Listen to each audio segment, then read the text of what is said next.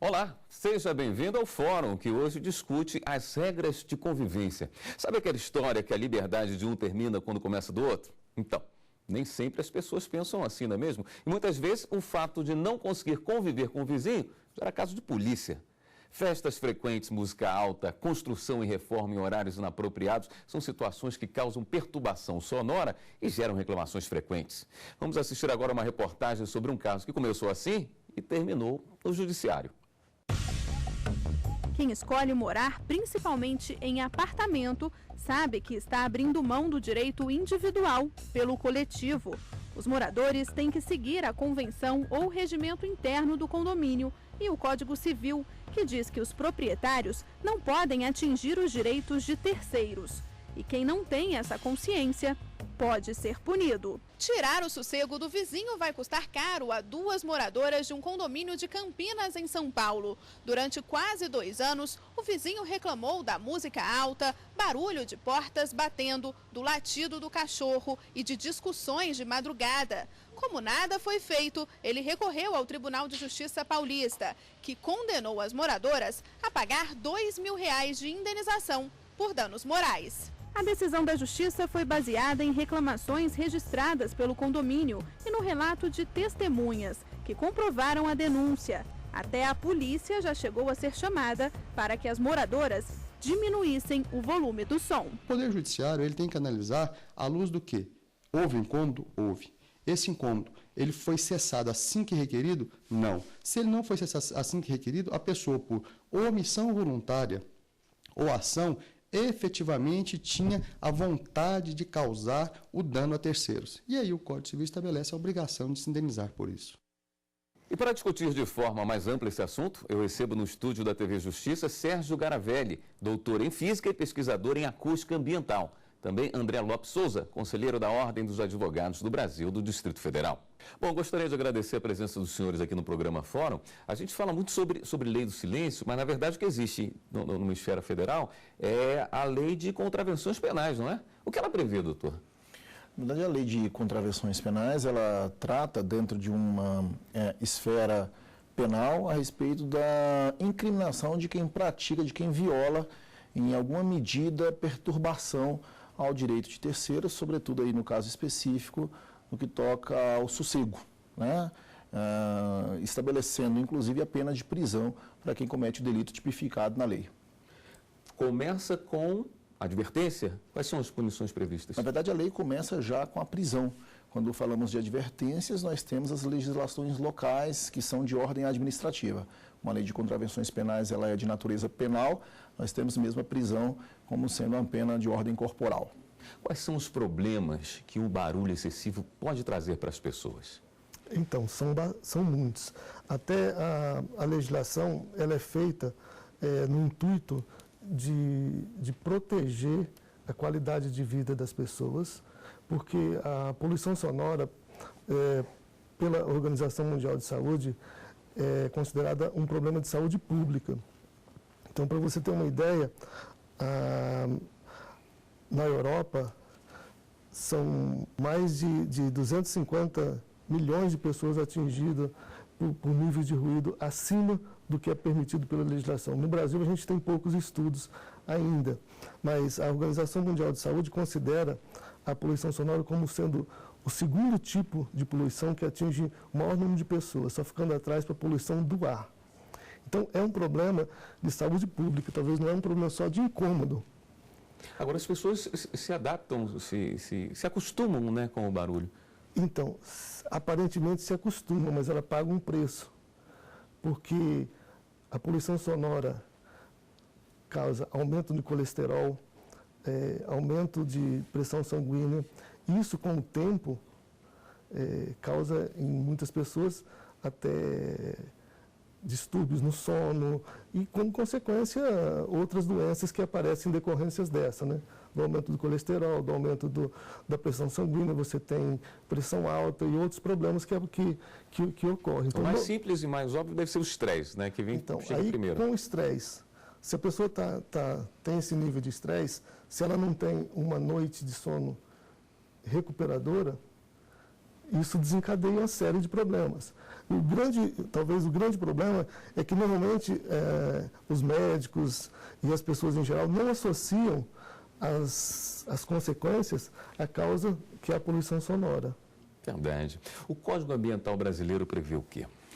Não, na verdade, o Código Ambiental nada fala a respeito da questão particular do problema do ruído. Trata genericamente da questão da proteção ambiental em suas diversas nuances, dentre elas a questão do ambiente de trabalho e assim por diante. Mas de uma forma um tanto principiológica.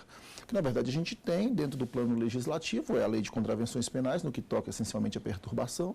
Nós temos o Código Civil, dentro já de uma esfera de reparação, no plano indenizatório, daquele que causa dano, quando afronta o direito de outrem. E nós temos também as legislações locais, que são de ordem administrativa, onde ali você tem uma intervenção da administração no que toca essencialmente a coibir violações no que se refere à poluição sonora, aplicando ali desde a advertência até multas e algumas delas significativas.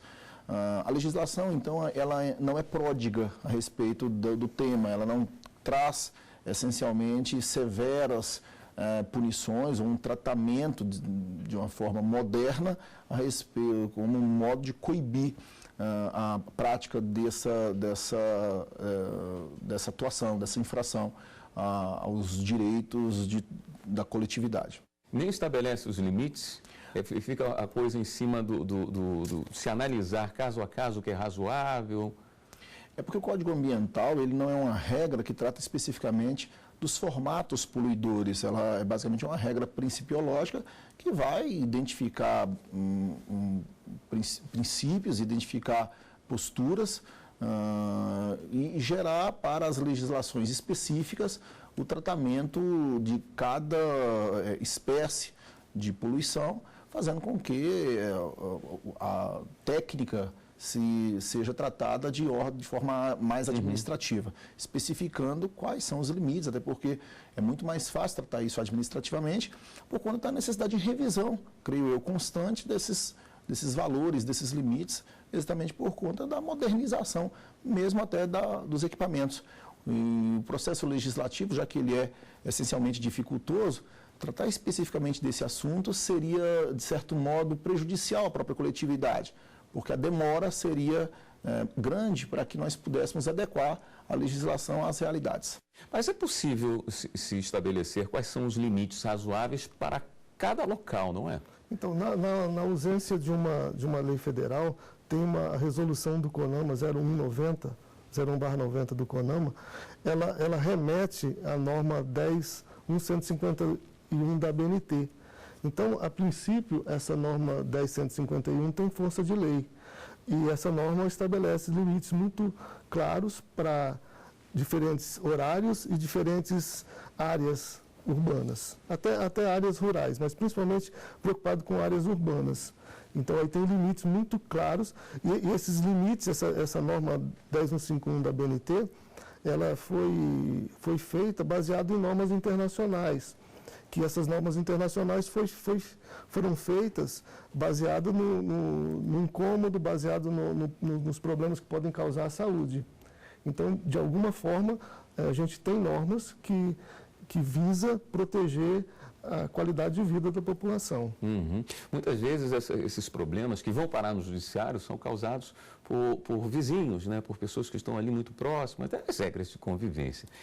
Dentro de condomínios, pode-se e deve-se estabelecer regras, inclusive colocando decibéis, volume máximo que pode se utilizar dentro desses espaços? Na verdade, as regras condominiais elas devem ser lastreadas naquilo que é preconizado no direito de vizinhança estabelecido no Código Civil e também nas normas administrativas. Quando o condomínio está próximo a uma área de reserva ambiental, tem que se ter cuidado também com essa área externa? Então, a questão do condomínio, quando você trata do ruído dentro do condomínio, aí tem uma legislação própria do condomínio que, claro, que deve obedecer, ou pelo menos tentar seguir uma legislação maior. Mas quando o condomínio é uma fonte poluidora, então ele está sujeito às mesmas regras de qualquer outra fonte, de um bar, de uma indústria. Então, aí por ele estar numa reserva ambiental, se for, dependendo da classificação dessa área, ele vai estar sujeito a determinados limites. Por que essa preocupação com área rural, por exemplo? A gente tende a imaginar que nessa área o ruído é o mínimo possível. Você pensa em barulho nas grandes cidades, né? Jamais em áreas, por exemplo, de reserva. Normalmente as legislações, elas têm uma preocupação estão preocupadas com a qualidade de vida da população urbana. Agora, tem estudos que mostram que níveis elevados de ruídos em áreas rurais alteram, por exemplo, acasalamento de pássaros, mas isso são estudos que estão sendo feitos, já tem resultados científicos que mostram isso.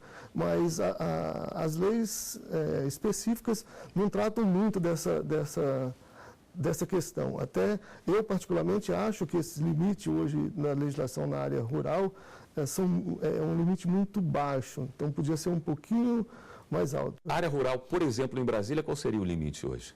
Então, no período diurno é 40 e no período noturno é 35 decibéis, mas é um limite muito baixo. Então,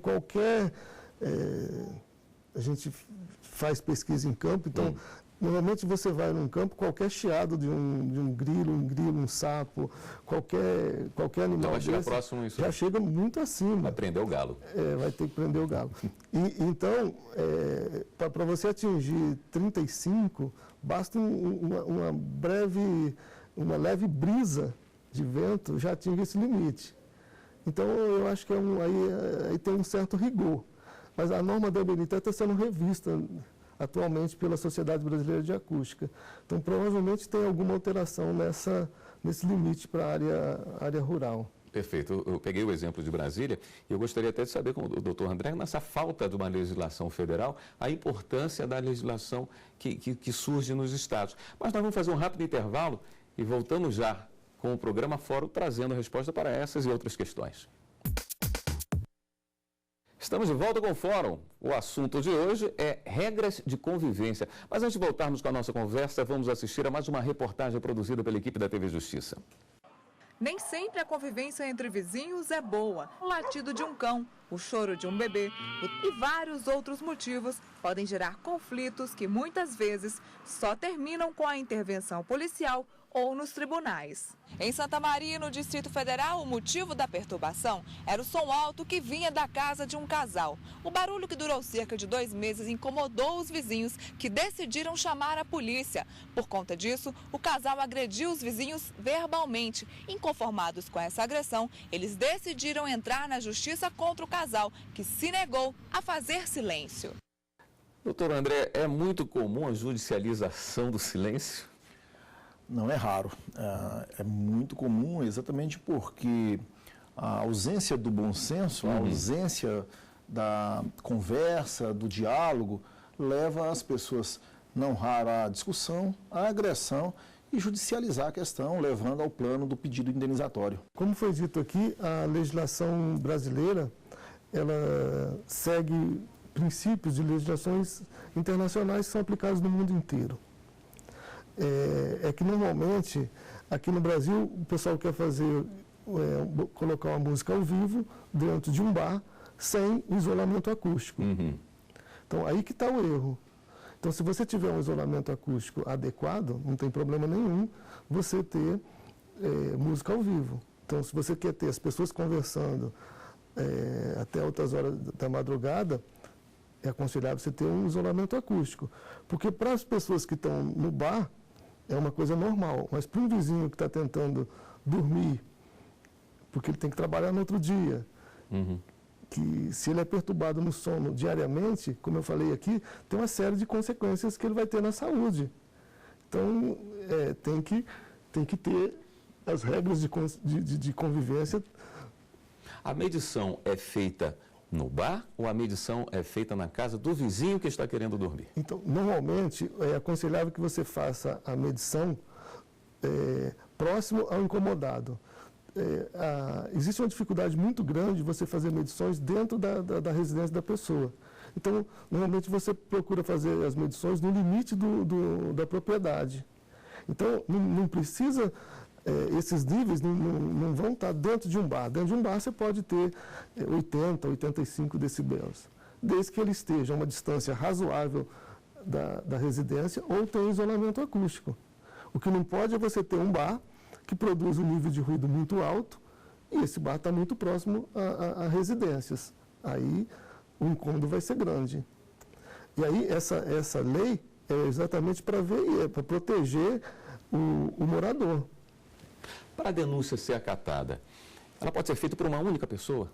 Veja, vamos pensar de duas formas, né? Administrativamente e judicialmente. Judicialmente a questão é indenizatória, ou penal. Quando falamos da questão administrativa, o comunicado pode ser feito por uma pessoa. O incomodado vai, de alguma forma, se manifestar perante as administrações e dizer do incômodo e dizer do ilícito administrativo que estaria ali sendo cometido. E cabendo, então, às administrações fazer o processo de fiscalização por seus respectivos órgãos de postura, cada qual em sua região. Então, a administração ela pode agir mediante provocação, assim como pode agir de forma deliberada a partir de sua própria iniciativa. Mas não precisa estar incomodando o coletivo? Não precisa, porque, na verdade, todos nós temos direitos, e o direito é individual e o direito é coletivo. Na medida em que o incomodado se revela perante a administração e se mostra, assim, prejudicado, possivelmente não só ele está sendo incomodado, ele seria uma espécie de representante dos interesses daqueles que não se manifestaram. Então ele faz um papel que é, dentro de uma ordem democrática, não apenas cabível como oportuno, e o faz em nome de todos. Então cabe à administração, na verdade, apurar, é um dever dela inafastável de apurar o que está acontecendo e tutelar toda a sociedade em razão de qualquer perturbação.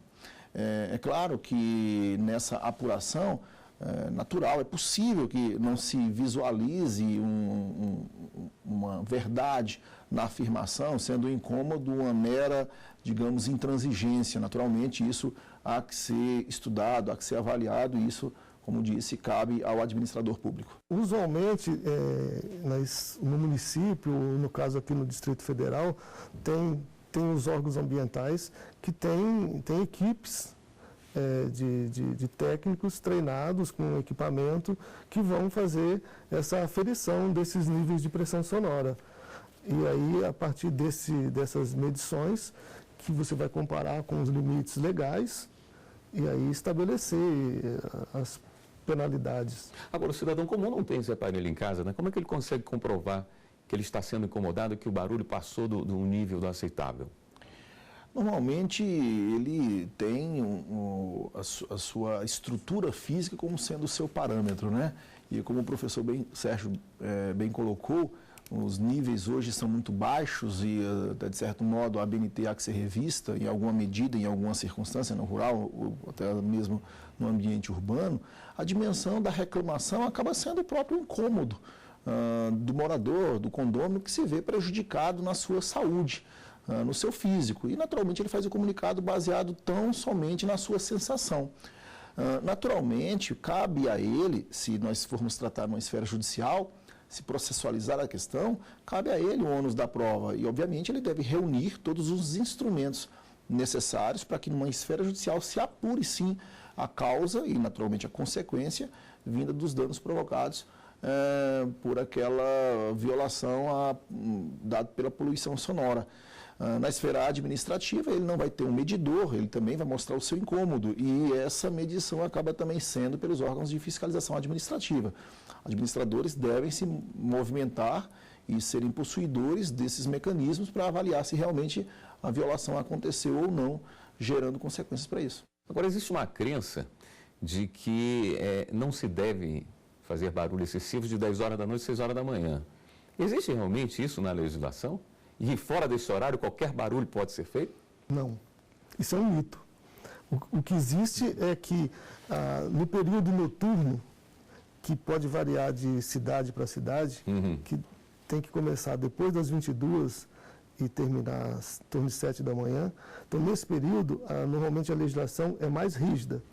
Então, por isso que tem um limite para o período noturno e um limite para o período diurno. Mas os limites da legislação são bem claros. Tem para o período diurno e noturno. Barulho excessivo. Meio-dia é um barulho excessivo e tem que ser combatido. E tem que ser combatido, exatamente. Existe um outro lado nessa legislação que determina os valores máximos de som nas grandes cidades, que é quando você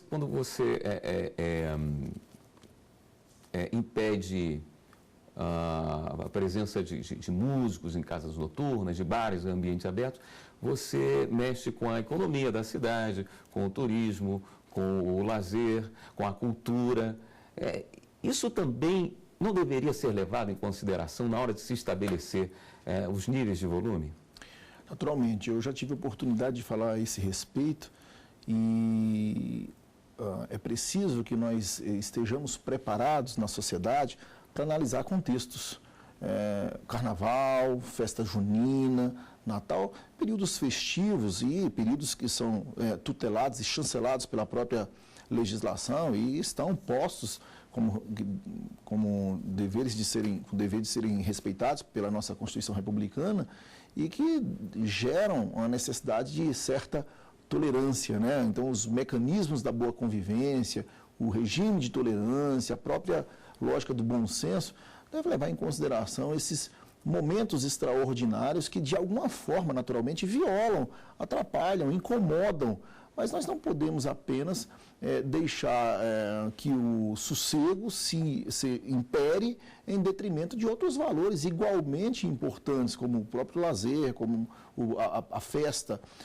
Onde mora o problema? O problema reside no abuso, o problema reside na violação. Quando nós temos um bar que rotineiramente, recorrentemente, viola os limites estabelecidos na normatização, obviamente há que se ter uma repreensão, há que se ter uma medida severa para coibir. Mas quando nós estamos diante de um período festivo em que a população comunga do ambiente, estabelece ali um período de aproveitamento, de lazer, o lazer em si não pode ser a causa de um tormento. Então é possível conviver lazer com uma certa margem de incômodo. Senão a sociedade não acontece. Nós falamos várias vezes durante o programa em bom senso, agora o senhor falou em abuso. Antes de terminar o nosso fórum de hoje, eu gostaria até de trazer uma matéria que foi apresentada para mim antes do início do programa, que retrata um ser que ultrapassa todos esses limites. Vamos acompanhar. O objetivo de Romário é fazer barulho. Há 9 meses ele colocou esse som no carro, com várias caixas de som e acessórios. Ele usa o equipamento em churrascos e encontros com os amigos nas ruas e bares. Já chegou a ser preso por causa do barulho. Hoje, quanto mais som de carro, mais prazer as pessoas se sentem. É um vício, praticamente é um vício. Mas a ideia é fazer barulho. Fazer barulho. Tirar o sono das pessoas. Tirar sono, tirar saúde, aí passa dos limites muito, né, doutor? Então, como foi dito aqui, ultrapassa qualquer limite e chega a um caso de saúde pública.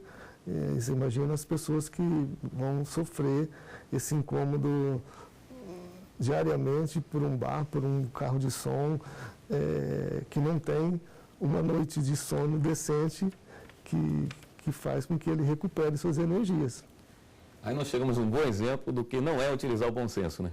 Deliberadamente ele quer violar a regra, deliberadamente ele quer agredir, né? Não é disso que nós estamos falando quando tratamos de boa convivência. A bem da verdade, o barulho ele é relacionado diretamente a certas espécies de lazer. Não há como falarmos numa boate sem barulhos, não há como falar numa festa como o carnaval sem barulhos.